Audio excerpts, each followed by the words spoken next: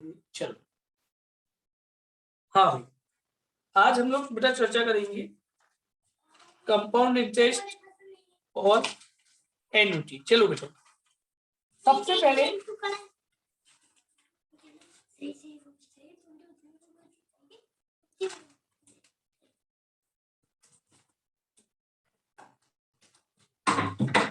एक मिनट,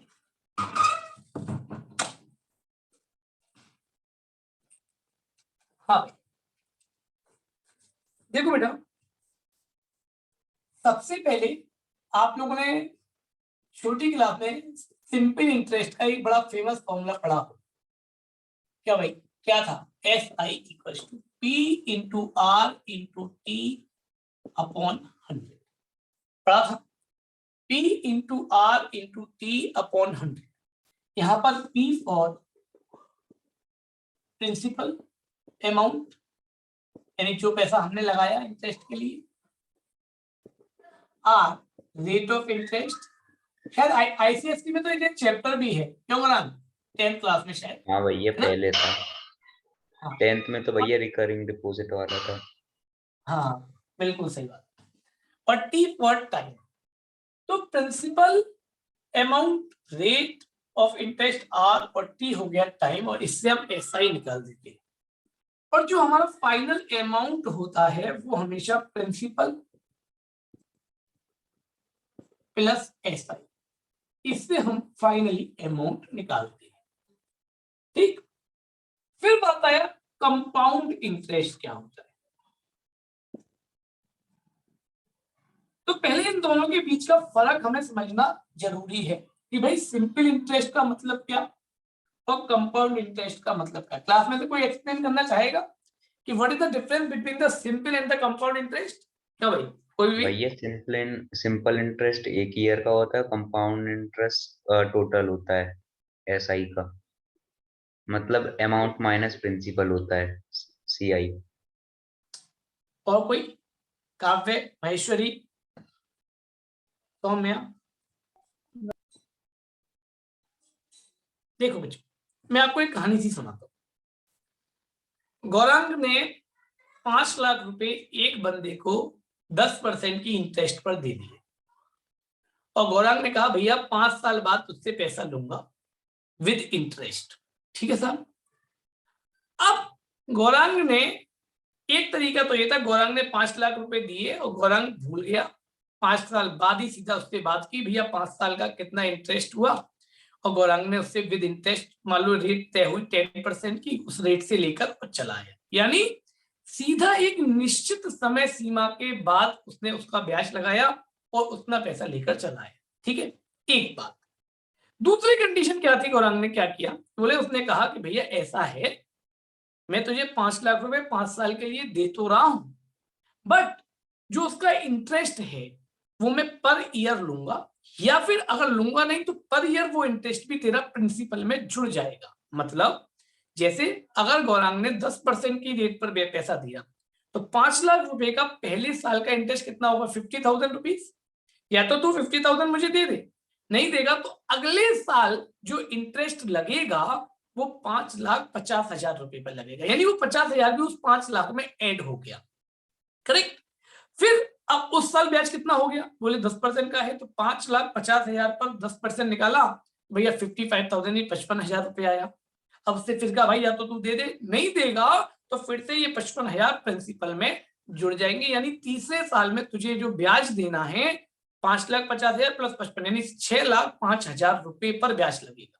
यानी हमने एक हर साल के साल उस इंटरेस्ट को भी ब्याज में जोड़ते चले गए, वो प्रिंसिपल में जोड़ते चले गए, तो हर साल प्रिंसिपल इंक्रीज होता चला गया। तो this type of interest is called compound interest. यानी जब हम हर साल की ब्याज को उसी पैसे में जोड़कर अगले साल की ब्याज अगले साल का इंटरेस्ट निकालते हैं, तो इस तरह से जो 5 साल में इंटरेस्ट कैलकुलेट होगा टोटल, वो पूरा टोटल इंटरेस्ट हमारा कंपाउंड इंटरेस्ट कहलाएगा।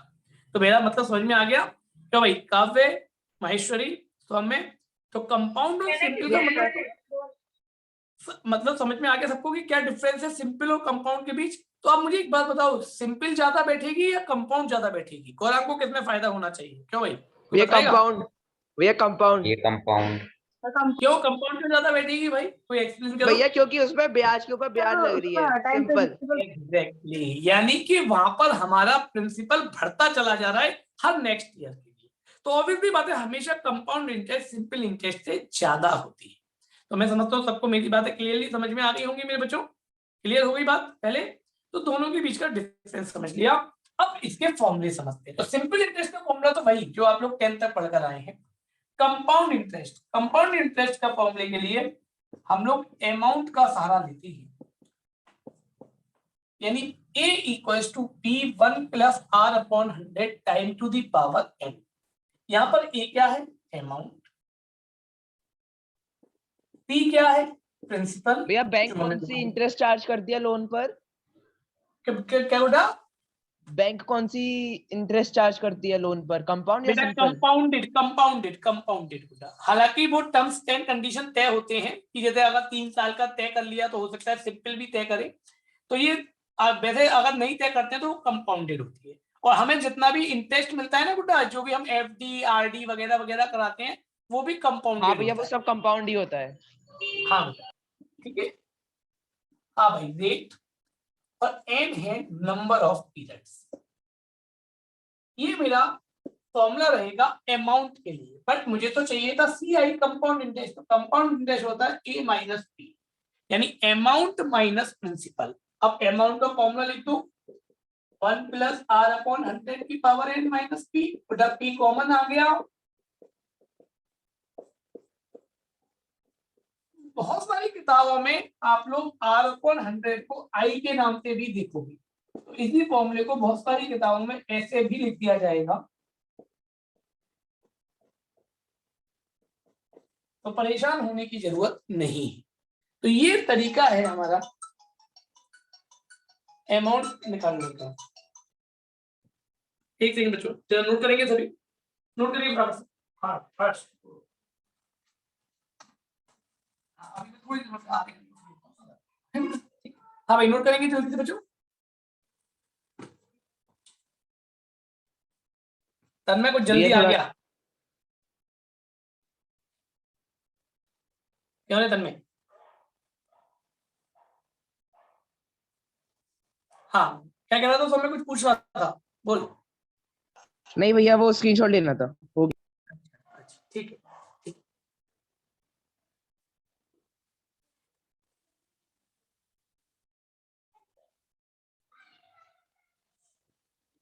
जल्दी से नोट करिए।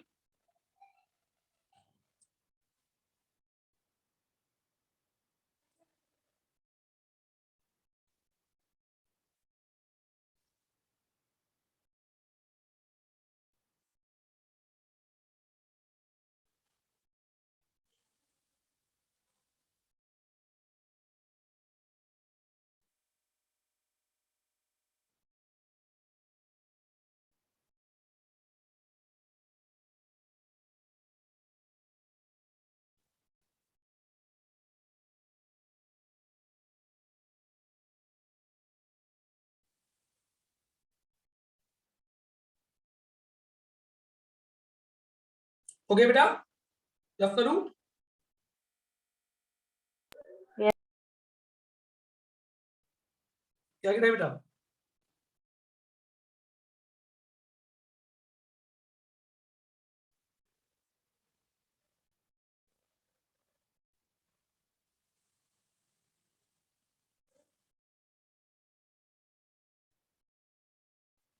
हो गया?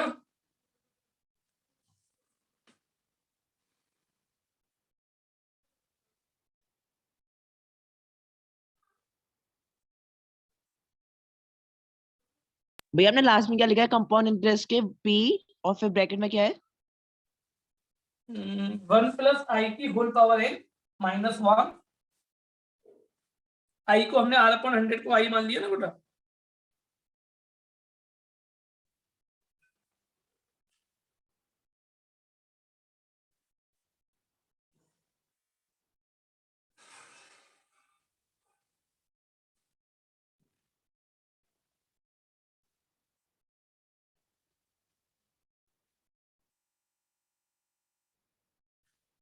भैया हो गया। हो गया, चलो डन। जब तक मैं कुछ टीपीपी भी आपको डाल देता हूँ ग्रुप पर। हाँ भाई, चलिए साहब, अब देखो बेटा, इसमें 2-3 जगह पर 2-3 पेज है, जरा उनको समझने की कोशिश हम लोग करते हैं। मैंने यहाँ जो एन लिखा वो क्या लिखा, नंबर ऑफ पीरियड्स। मैंने यहाँ नंबर ऑफ ईयर्स नहीं लिखा है ना, नोटिस किया सबने। मैंने जो लास्ट वाला फॉर्मूला लिखा था उसमें मैंने आपको नंबर ऑफ पीरियड्स लिखा। बोले क्यों लिखा, अब इसको थोड़ा समझने आओ। देखो बेटा, जब भी वो आपसे कंपाउंड इंटरेस्ट की बात करेगा तो वहां वो ये जरूर लिखेगा कंपाउंडेड ईयरली या कंपाउंडेड हाफ ईयरली या कंपाउंडेड क्वार्टरली। जैसे मैं एक सवाल लिखता हूं, फाइंड द कंपाउंड इंटरेस्ट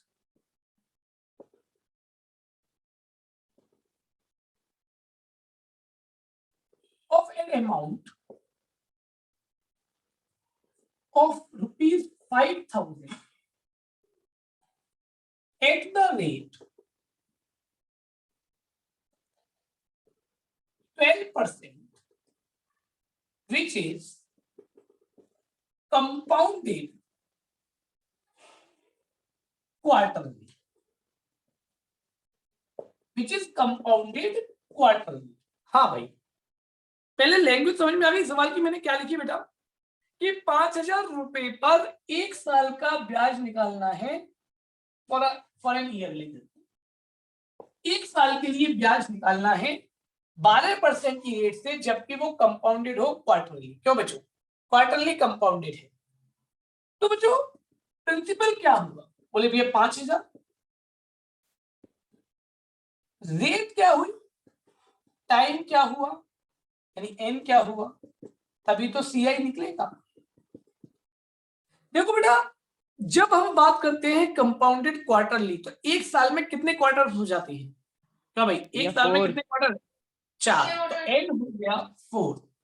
कब रेट ऑफ द इंटरेस्ट कितनी हो जाएगी, बोले 12% ईयरली था भैया, तो 12/4 यानी कि रेट हो गई 3%।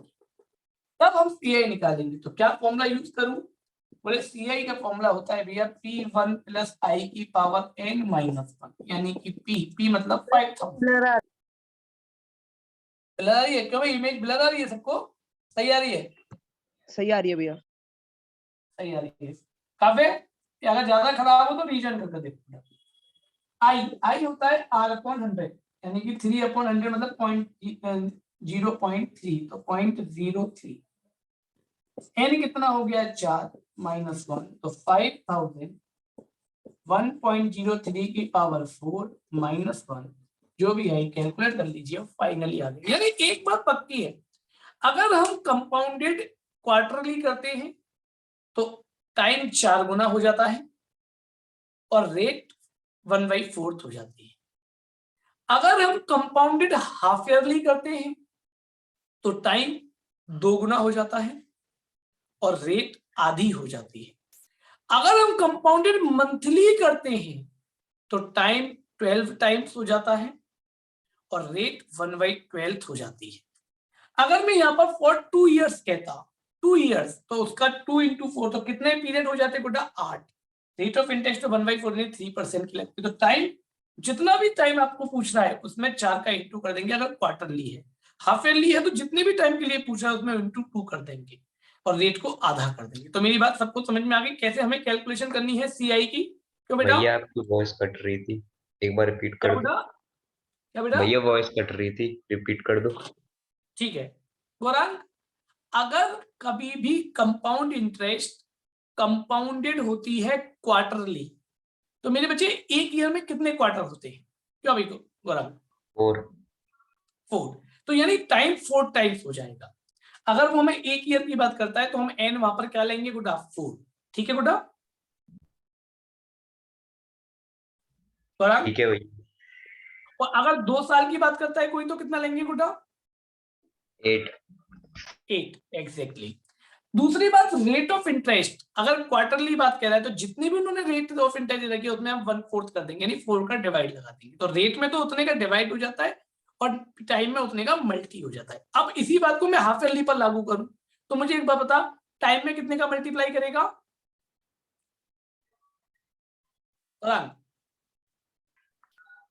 भैया 2 का 2 का, और रेट कितनी करेगा? बोले भैया by divide by 2। Divide by 2, ये मैं कहने की कोशिश कर रहा था। ठीक है बेटा, समझ में आ गई मेरी बात? हाँ भैया। ठीक है, तो बेटा सबसे पहले ये बात क्लियर हो गई, तो फिर हम लोग आगे बढ़ेंगे। तो चलो एक आध दो सवाल के ऊपर लागू बात करें क्या? मैं एक सवाल लिख रहा हूँ बोर्ड पर, उम्मीद करूंगा सब लोग कर रहे हैं इसको, है ना?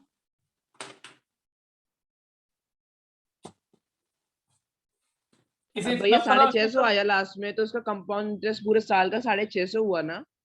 हाँ बेटा, अगर ये कैलकुलेट करके 650 आया है तो पूरे मतलब 5,000 रुपए पर 12% से 650 रुपए का कंपाउंड इंटरेस्ट होगा। अब देखो ठीक है देखो सौम्य, तुम बता रहे, तुमने बताया कि 650 आया, अभी मैं इसी को सौम्य इसका दूसरा पार्ट ऐसा ही कर देता, सिंपल इंटरेस्ट कर देता, तो फिर तो भैया इस कंपाउंडेड का कोई मतलब ही ना होता। तो एक साल का ऐसा ही क्या होता, direct 5000 into 12 upon 100 into 2 1 year upon 100, तो बेटा ये हो जाता हमारा 600। तो देखो सिंपल इंटरेस्ट कम आया ना, और कंपाउंड इंटरेस्ट हमेशा ज्यादा आएगा। करेक्ट बेटा? हाँ भैया। ठीक है, ठीक है। चलिए सर, अब मैं एक सवाल आपसे कह रहा हूँ, 14.1 निकालिए, क्वेश्चन नंबर 4 करेंगे सभी। 14.1 का क्वेश्चन नंबर 4 कर सकते हैं ट्राई?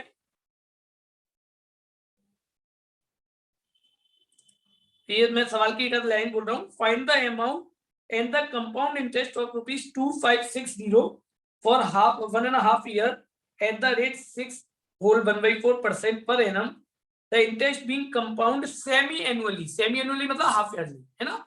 चलिए सभी लोग करेंगे ट्राई, नहीं आएगा तब मैं बताऊंगा फिर से एक बार, करें ट्राई।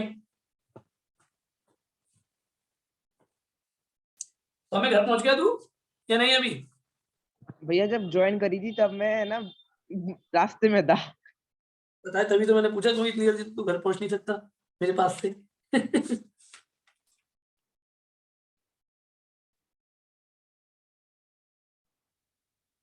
अब तो घर पर होगा ना? हाँ भैया। ठीक है, ओके बेटा।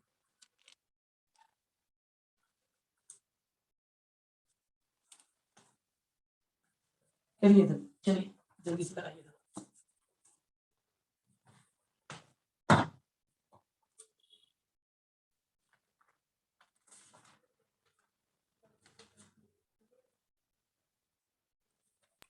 एक बार क्वेश्चन बोलना कौन सा? क्वेश्चन की बोलूं कि कब है?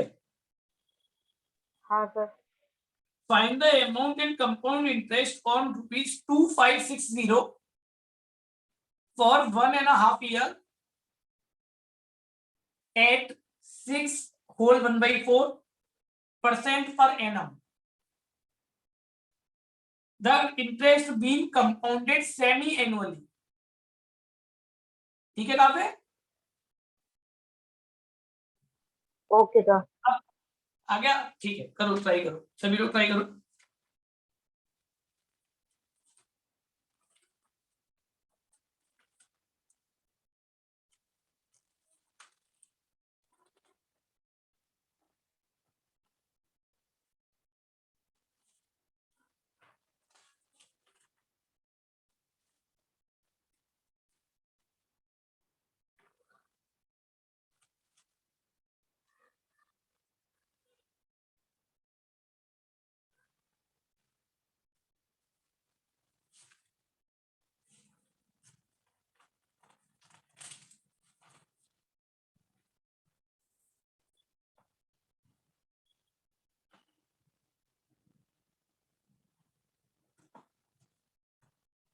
हो गया किसी का?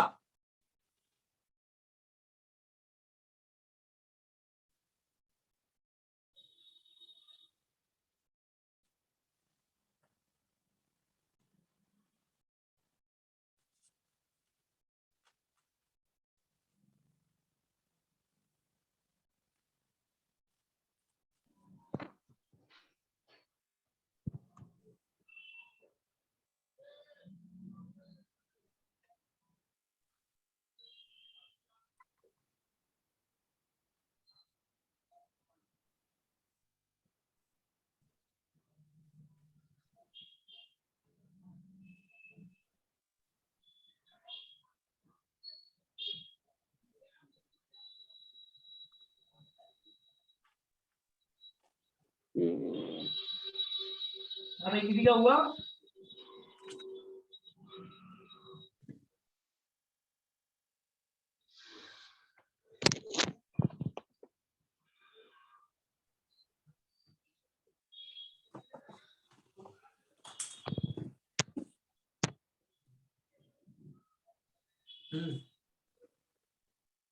महेश्वरी, तन्मय,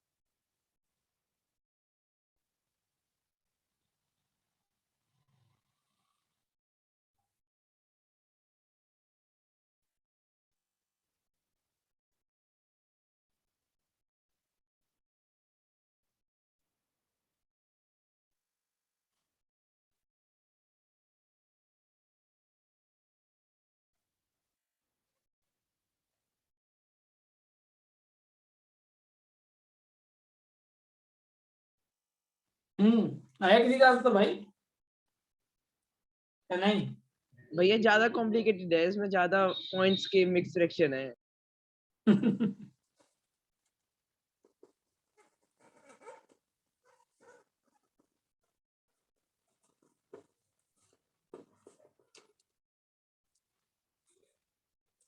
हाँ भाई, प्रिंसिपल है 2560 का,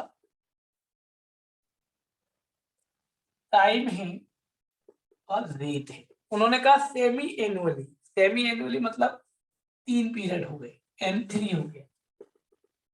सेमी एनुअली 25/4 यानी आधा कर दीजिए तो 25/8 हो गया। मुझे अमाउंट निकालना है, देखना सौम्य मैं सही कर रहा हूँ? हाँ भैया यही किया है।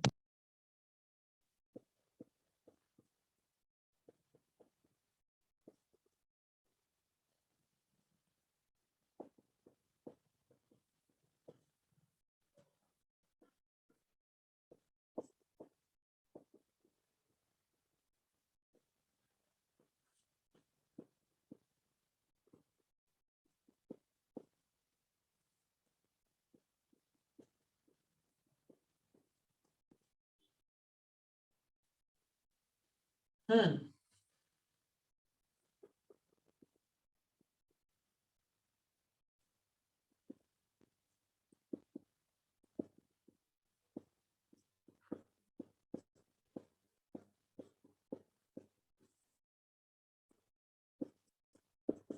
देखना बच्चों क्या मैं सही कर रहा हूँ, नहीं करूँ? हाँ भैया।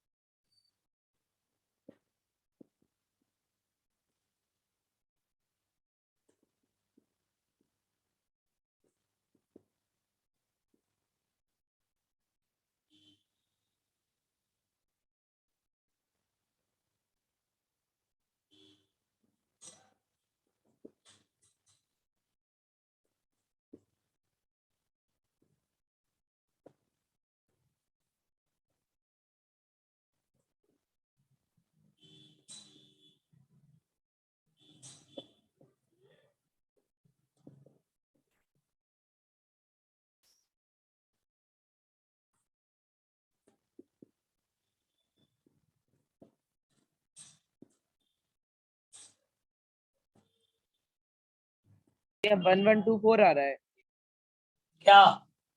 भैया इंटरेस्ट। 2807.58 आ रहा है मेरा। हाँ बिल्कुल सही आ रहा है महेश्वरी, बिल्कुल ठीक पहुंची है। तेरा कहाँ से 114 आ रहा है नारायण?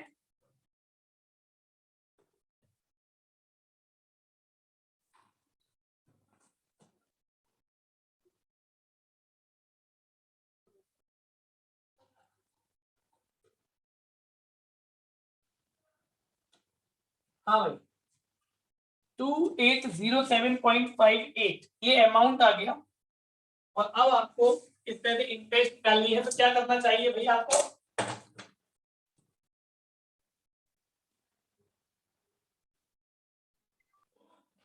भैया सब्ट्रैक्शन। हाँ बेटा, भैया a माइनस p। हाँ a माइनस पी कर कंपाउंड कर दी। समझ में आगे सबको बच्चों? कैलकुलेशन मैंने कैसे की, क्लियर हो गया बेटा?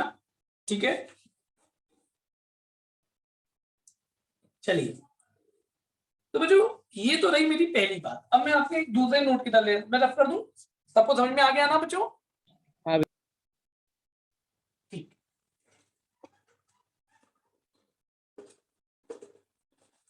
हाँ, अब जरा फिर से एक बार मुद्दे की बात।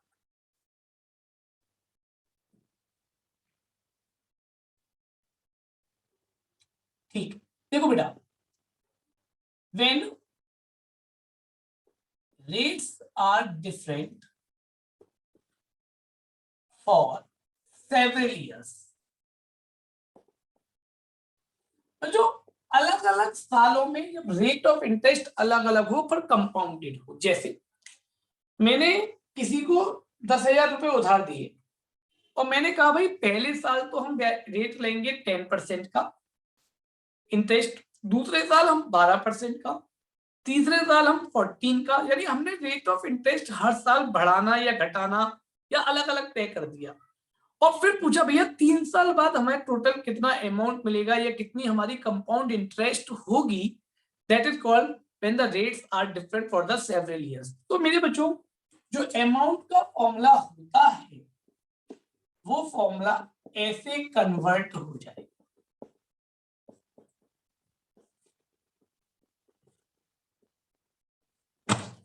वन प्लस आर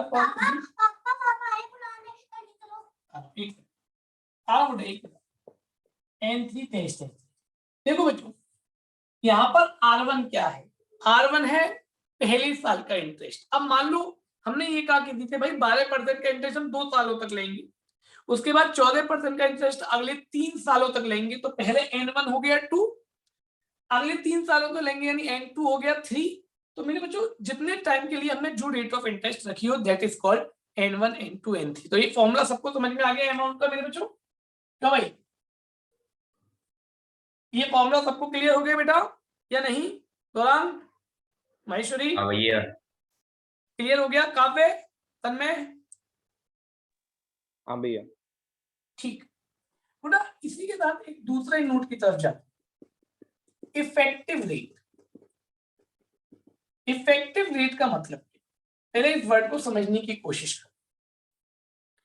देखो यार मैंने किसी से कहा कि यार मैं आपको 1 साल के लिए पैसा 10% की रेट से उधार दे रहा हूं, तो रेट तो कायदे से 10% हो गई, बट मैंने उसमें एक थोड़ा सा कंडीशन लगा दी कि भाई जो मैं इंटरेस्ट लूंगा वो आपकी कंपाउंडेड करूंगा क्वार्टरली वाइज, यानी 10% लूंगा पर क्वार्टरली वाइज कंपाउंड करूंगा। तो यार ऑब्वियसली बात है अगर हम लास्ट में जो इंटरेस्ट निकालेंगे वो 10% के हिसाब से थोड़ी ज्यादा आएगी या नहीं आएगी? क्यों? क्योंकि हमने कंपाउंडेड कर दिया। जैसा अभी हमने पहले एग्जाम्पल में किया था, अगर हम 1 साल का इंटरेस्ट निकाल रहे थे तो वो 600 आ रहा था, बट जब हमने उसको कंपाउंडेड क्वार्टरली कर दिया था तो वही इंटरेस्ट हमारा 650 आ रहा था। तो यानी रेट ऑफ इंटरेस्ट थोड़ा बढ़ गया ना। जो रेट ऑफ इंटरेस्ट बढ़ जाता है उसको हम लोग कहते हैं इफेक्टिव रेट। करेक्ट बच्चों? पहले इफेक्टिव रेट का मतलब क्लियर हो गया बच्चों? जब रेट ऑफ इंटरेस्ट को हम एक पीरियड वाइज कंपाउंडेड करते हैं तो ईयरली उसमें कुछ ना कुछ इंक्रीमेंट हो जाता है, तो जो इंक्रीमेंट कर जो रेट आती है वो हम इफेक्टिव रेट बोलते हैं। तो मेरी बात पहले क्लियर समझ में आ गई सबको बच्चों? क्यों भाई? सौम्य अग्रवाल? हाँ भैया। हाँ भैया। clear है। ठीक, तो अब उसकी कैलकुलेशन कैसे होगी जरा इसके ऊपर भी समझ लीजिए। तो इफेक्टिव रेट का जो फॉर्मूला होता है वो होता है 1 प्लस आई की पावर n माइनस 1।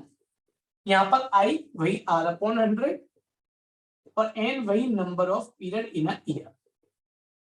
जैसे 1 साल में अगर क्वार्टरली किया तो n4 हो गया, सेमी एनुअली किया तो n2 हो गया। तो बच्चों इफेक्टिव रेट का ये फॉर्मूला हम लोग यहाँ यूज करते हैं। जैसे एक सवाल आपको कराने की कोशिश मैं यहाँ करता हूँ, ध्यान से सुनिएगा, मैं एक सवाल लिख रहा हूँ बोर्ड के ऊपर।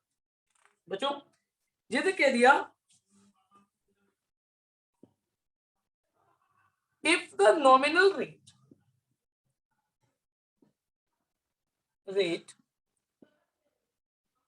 is 5% compounded annually, compounded monthly, then find its effective rate.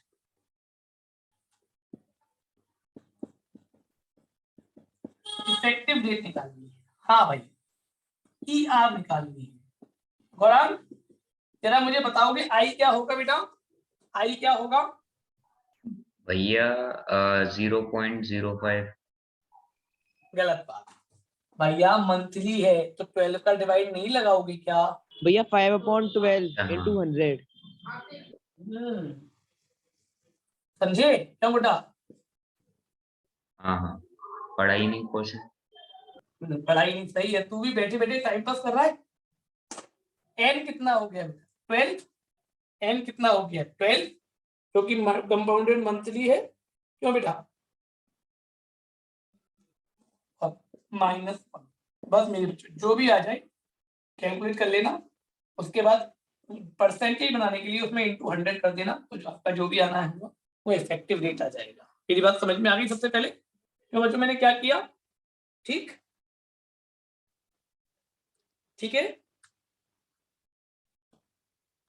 हाँ भाई, तो यहां तक मेरी बात क्लियर हो गई सबको? इफेक्टिव रेट निकालने का तरीका समझ में आ गया? काफी सारा बात।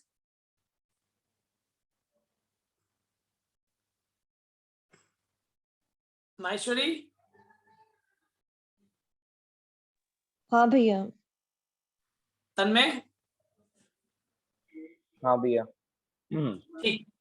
तो बेटो ये दो एक्सरसाइज आप लोग आज लगाएंगे 14.1 और 14.2। देखना जरा, ये दो एक्सरसाइज कर सकते हैं क्या? अपनी अपनी एक्सरसाइज खोलिए 14.1 एंड 14.2। दो एक्सरसाइज खोलिए।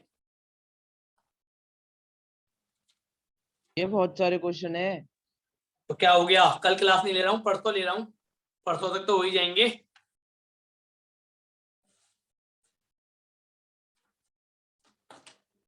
और 14.2 दो एक्सरसाइज आज आप लोगों को निपटानी है। परसों मैं इसके डाउट क्लियर करूंगा और आपको एन्युटी निकालना सिखाऊंगा।